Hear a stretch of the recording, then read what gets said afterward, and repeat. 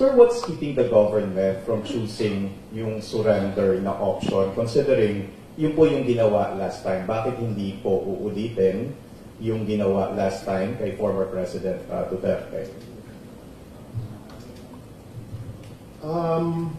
Well, the government, we are just one piece of the entire structure of government. So a lot of considerations would have to be taken.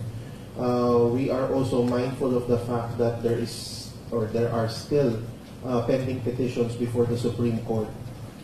So as a matter of practicality and yung propriety, we may have to wait for the Supreme Court to decide on the issue because our position is that is the one being questioned by the camp of the former president. So, yun, madaming mga kailangan timbangin, maraming kailangan na tingnan na aspeto from different angles. So, yeah.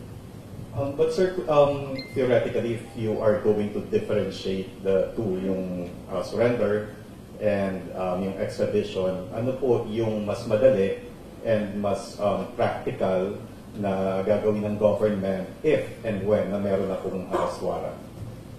Theoretically speaking, the faster approach would be surrender because if we go through the extradition route, there will be a request for extradition coming in through the Department of Foreign Affairs. It will be transmitted to the DOJ for evaluation. We will file it with the proper trial court.